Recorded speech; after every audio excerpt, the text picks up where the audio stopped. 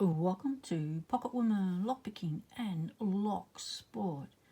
Today I want to show you some of my projects that I've had on the go for over a year now. Now these projects I started when I was really inspired when I met up with keyless entry. So I started on my detainer pick making journey. Now I watched a lot of videos by Indira. Hopefully I pronounced your name correctly. I will leave a link in the description below to their channel. Now I have 4 different types of detainer locks, 2 of which I've been able to pull apart. So I started making picks for the 2 that I've been able to pull apart. Now tensioners and picks are like this. So I'll show you what I've done. So this is like a cam lock. Scored that from Keyless, thank you very much, mate. And this has a couple of interesting features that you need to be able to get through to be able to pick it.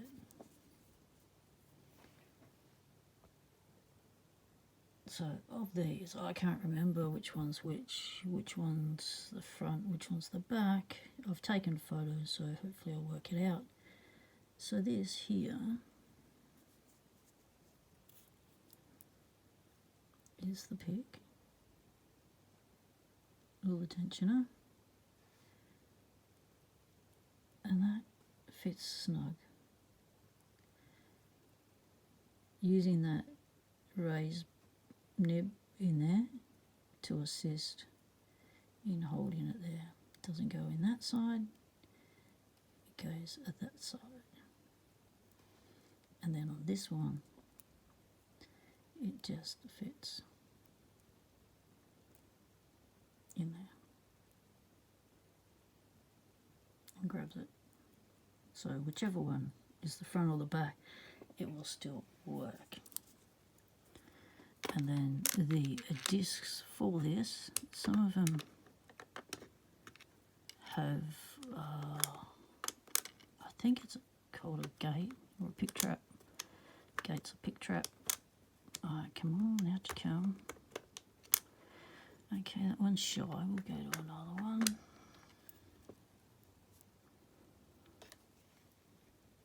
Now, as you can see on this one, you've got a round section here. That's a bit of a trap, and then that one's the half moon.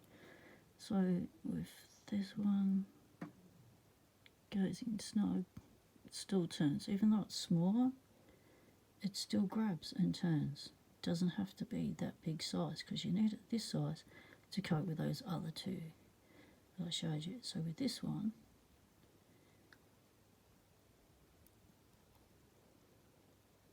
if you get it on the side, it'll turn it. Hook it in the side there, it'll turn it.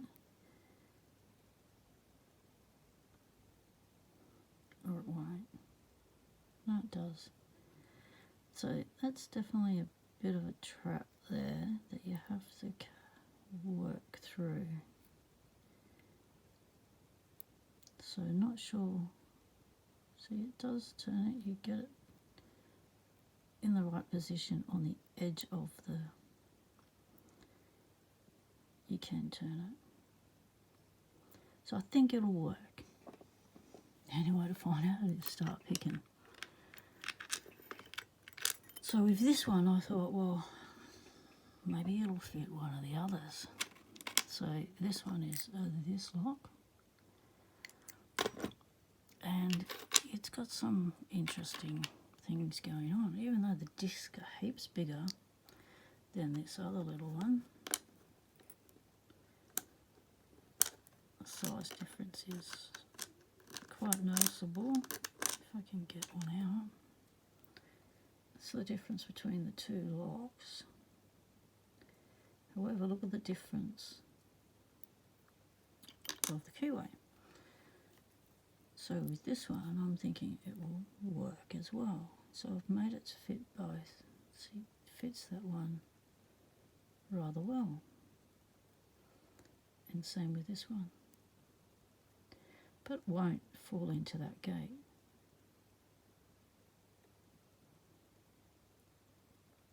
So I thought, sweet, one pick, 2 locks. So then it's about the tip. So this is the picking tip. So that's either the tension or the picking tip, depends on what the lock requires. So that goes in there like that. And that tensions it.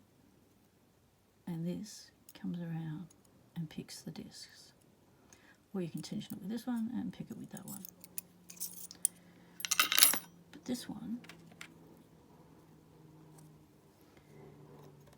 fits neat into there.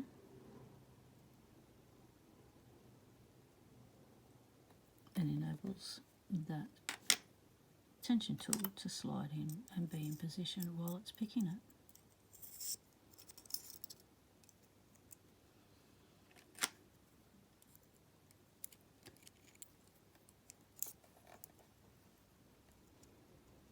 So that's in position, goes through, and then that one comes in behind and has a nice little pick of it. If we can get that to work, there we go, and that's how it works.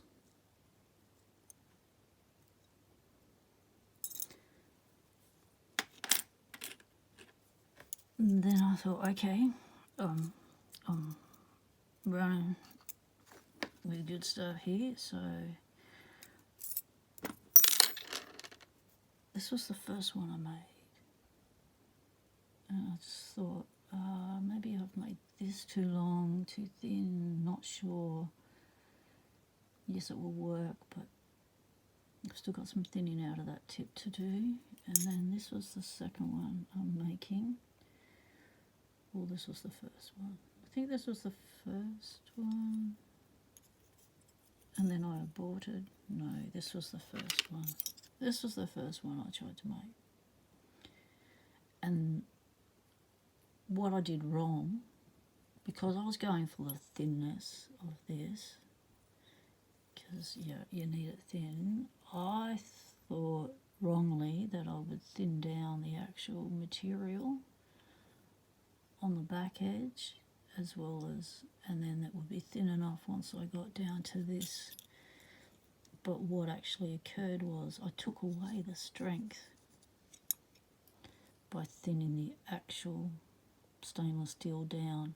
So don't thin the stainless steel down, just cut it. Keep all the material on the back edge, don't sand it, thin it, anything, and then just cut the sides, maintaining that thickness of the actual stainless steel, because that is your strength.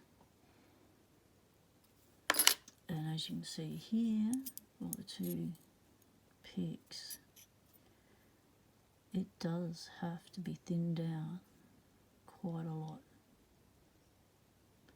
That's a lot of material coming off. Make sure you quench a lot.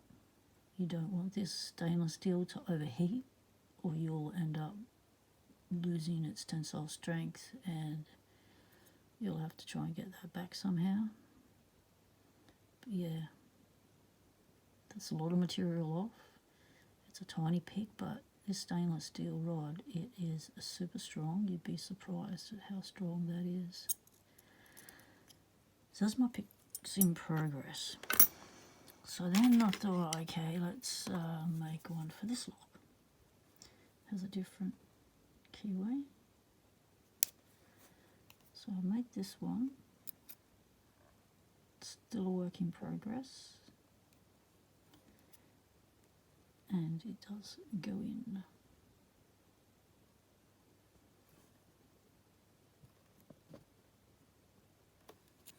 So still working on that one. However, this one does not. It's the same size as for this, but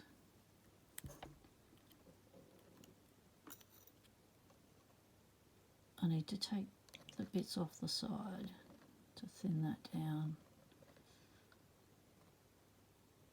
So theoretically both locks, even though they've got different profiles, could use the same tensioner.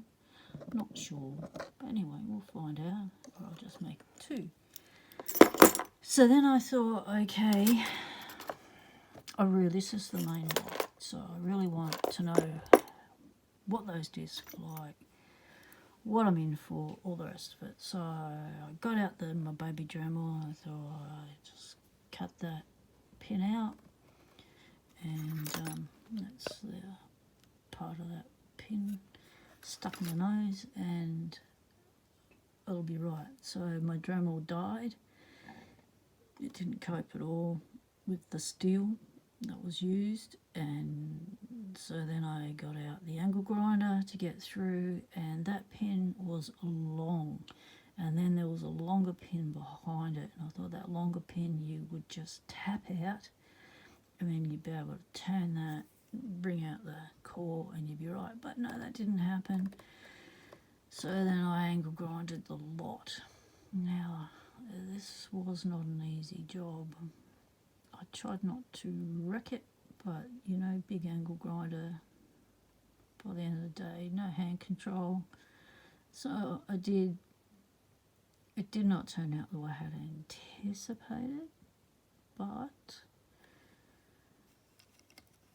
the sidebar got a bit shaved down. It's supposed to be round, but it's still functional. So we pop the sidebar in like so. It still works. And then I this. So then I wondered, you know, do the discs still turn? You know, I've shaved them down, they're not round anymore. What happens? Will it work as a cutaway?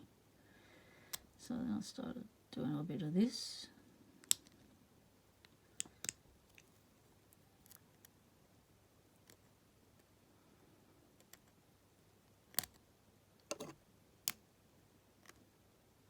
Trying to grab it.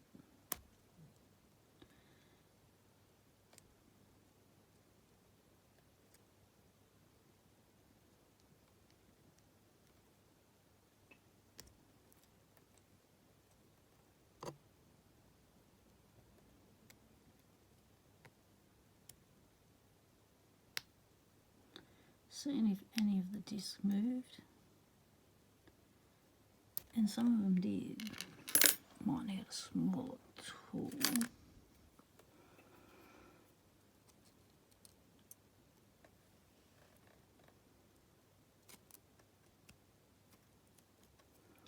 Okay.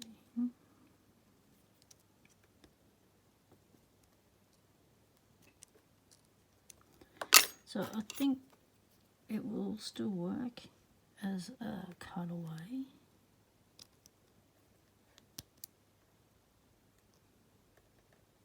Once I get the excess brass out of there and free it up a bit, round those flats off so they're not catching anymore. So I'll sand each disc and get it to round down. But it's more about just learning the function of the lock and how it works. And that whole thing just turned. That's good. So I can get it all out.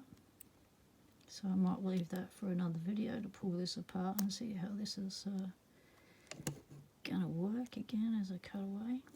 But the main thing I wanted from this was that profile.